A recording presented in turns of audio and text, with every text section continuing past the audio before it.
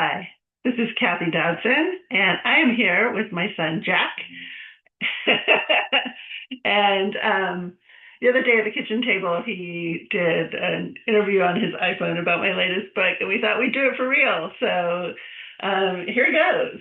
Yeah, hi, I'm Jack.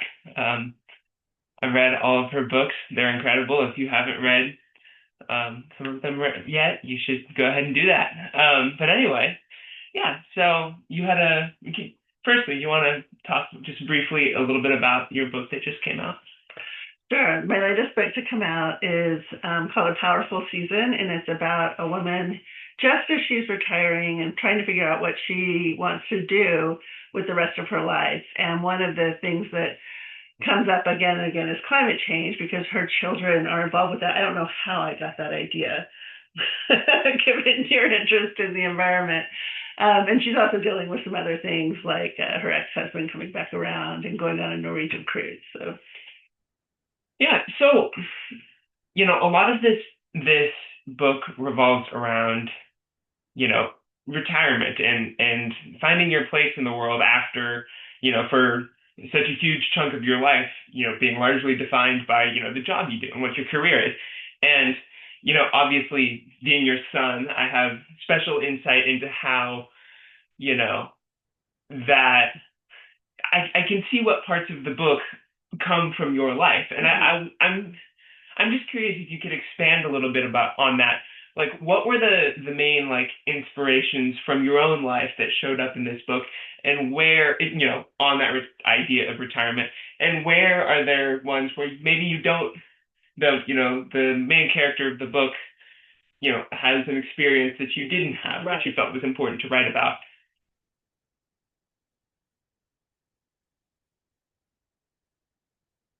Still recording. Thanks for asking that question. Yeah, part of it does kind of go back to my life. I ended up retiring actually a little bit earlier than I had expected to, because I did get one of those letters, and which Lacey gets in the book, and all of a sudden, you've identified yourself as an executive for all these years, and suddenly you're like, oh my God, what am I now? And I kind of took a year to try to figure that out. I wanted to go into consulting, but then I started writing, which is something I've always loved, and eventually just morphed into a writer. But it's hard to figure out what your next steps are, especially if you haven't planned for them, and if you feel like you're not ready to just kick back and hang out in Boca Raton for the rest of your life. So that was very similar. But I also have always loved to write. I was a creative writing major, and so it's not surprising that I ended up where I am now. And she really had to go in and figure out what she wanted to do for the rest of her life. Yeah. So that I feel like, at least for me reading that book, there were two main themes. There was the retirement theme, what to do when you have all this time on your Yeah. free time on your hands, and also don't want to work a super hard job anymore, and are glad that that's on your plate. So I mean, there was that theme, but then there was also a huge part of the book was dealing with climate change, and it was very. I guess how I would describe it is the main character is trying to figure out. I feel like is looking this issue in the face for the first time, and is trying to figure out what to do with this. Right. How to, that there. I feel like I'm not explaining this very well, but it, right? Yeah, you can figure out how bad it is, and it's something that I've always considered myself, pro-environmental, and remember Earth Day back in the 80s, and and we didn't fix anything. It just kept getting worse and worse. And having a kid so involved in climate change, who sends me articles. I don't know that I would want to say involved in climate change, but yes. I mean, I am. Well, you send me articles all the time about different climate-related issues, and we talk about it a lot, and we read books about it. And so you're kind of dealing with this guilt of, why am I leaving my kids like a world on fire? And you're also dealing with, and what can I do about it? Is it so bad that you can't do anything, but doing nothing isn't part of my DNA? So what do you do? And so I put a lot of those problems onto my character, in part trying to solve them in my own brain. So. Yeah. I'm curious if you could expand on that a little bit more with your personal experience of, your a lot of your life was, and your jobs were dedicated to, trying to make the world around you better. And I'm wondering, you know, what was that like for you, Mm-hmm. when you retired and realized that there was still so much more to do? Right. Yeah, it's a really interesting thing because I kind of I worked for cities and chambers of commerce and different things like that, and really did always think I was trying doing the right things to make the world a better place. Yet here we are in 2025, and things aren't looking great at the moment. And so, there's a lot of guilt involved with that, but there's also a lot of, okay, what do you do now? What do you do next? So learning about it is the first step, right? Really learning what's going to make a difference, what the, and I try to put a little bit of that into the book, but not too much, on climate change. More, I tried to address a lot of the things I'm hearing from other people, like it's too late to do anything, or technology will solve it in the future, or, there's all these different things out there that I hear from people. And so my character has to have these conversations in the book with all these different people about climate change and what it means, and about retirement and what it means and what you do next and how much of this is your responsibility. And, so it's really grappling with some current issues in our society. That's one of the things I really like about the book is that it's different from, pretty much every other, book on climate change, because it's not it's not some, like, climate fiction book where they're dealing with, like, the consequences of climate change. It's also not like, a nonfiction book explaining the problem. It's very much like, it's a look into, what does, the average person, like, how can they engage with such a large issue, and what do you do? And I guess I really appreciated that. Yeah, it's a straight up contemporary book club fiction type book, right? It's not one of those post apocalyptic, what do we do now? It's about a woman and what she has to deal with and how she finds her way forward in her life. And so that's how I write. That's what I write. My women have to, I always have female protagonists, and they always have to grapple with a whole bunch of stuff and figure out how to work their way through it. And this book is very much along those lines. I think that's a good transition into my next question, which is, this isn't your first book that deals with, like, retirement. What do you do in the part of your life that you haven't really planned for, or you don't have the career path laid out? And, your Five Tries to Get It Right, Podcast Chronicles, and A Powerful Season all have, different, they all deal with different aspects of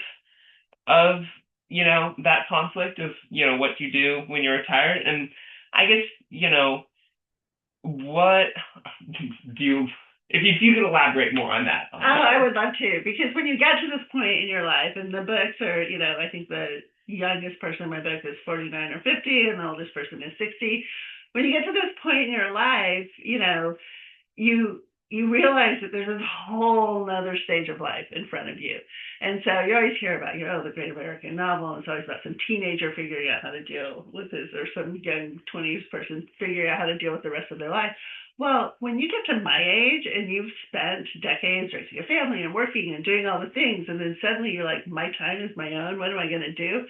It's like going through that all over again. And so there really is this huge journey and decision making in front of you, as to what you're going to do. And maybe you are going to sit around and eat bonbons all day, but most of us have more energy and want to get out and do stuff and figure things out. And that's been one of the great things about this book in particular, but I've gotten the same feedback on all of them, is that I have readers, and you can go through the Amazon reviews and see it, where they're just like, oh my gosh, thank you so much. This really made me think about what I'm going to do next. And I love having that kind of impact. Yeah. This is a only slightly related question. Okay. But so all of your books, but especially especially the recent one, Powerful Season. I mean, especially the ones that are dealing with retirement a lot, are very like place focused. The setting of the book is almost like another character. When you describe the places that people are, that's when you're writing, it's so incredibly beautiful. But it's more than just describing pretty places. It really plays a role, and I would love if you could elaborate more on why you write places in the way that you do, why you make them so central. Mm-hmm. So I've always loved to travel, and I think you've inherited that gene. But place is really important to me, and it's a character in all of my books, the older protagonist ones, and then like the mysteries and thrillers where there's them writing about women in their 20s, right? It's a character. It's part of what's around you, or it can be.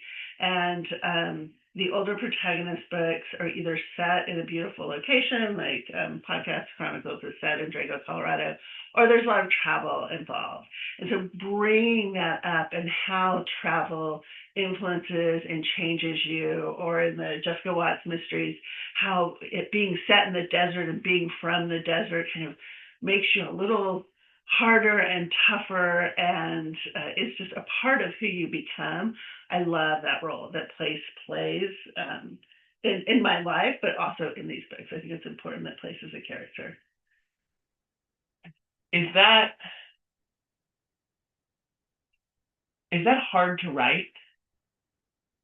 No, because I have been to every single place in these books except for the one I made up, which is in Portrait of Deception. But I've kind of been there too in my mind.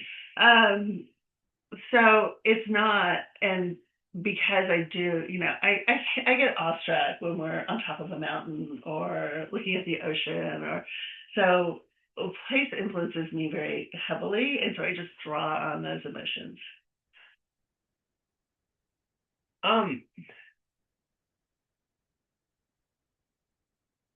You kind of we started talking a little bit about, you mentioned your suspense series in that last question, and it's always so interesting to me reading your books how I feel like you write so well in two very different genres. I mean, obviously there's a lot of similarities, but your like Tequila Midnight is very different from A Powerful Season. Can you does the writing process change when you're writing books in those different genres, or is there any part of that experience that's different other than the story? So I always start with the characters and kind of what they want and are unable to get, and how they're going to try and get there. So that's the same in all the books. I actually had to learn to write mysteries because I started my first mystery, and like halfway through it took a left turn and became more like a women's fiction book. So I got a great editor to help me figure out how to make that a mystery, pull the mystery all the way through it. But other than that, I really am writing about, these women who are very much alive to me, making decisions as they're going through whatever's being thrown at them. It may be a mystery. It may be, that they're caught in an evil castle in Portrait of Deception. Or it may be that they're just dealing with retirement or mental health issues or climate change or a developer coming to town. Whatever it is, they're having to grapple with it. And so it's their story about what they go through and how they get to the other side in all of my books. So the next book that you have coming out, yes, is one of those more suspense-focused books. Want to introduce that to the audience? Sure. My next book comes out in November, and it's called Sangrita, and it's the fourth in the Jessica Watts series, and it is very, very, very suspenseful on that end of things, and I'm really excited to get it out into the world. So. All right. Thank you. That's all the questions I have for today. But yeah, thank you for letting me interview you. Thanks for doing it. I appreciate it. And I hope you guys enjoyed this. All right. Bye.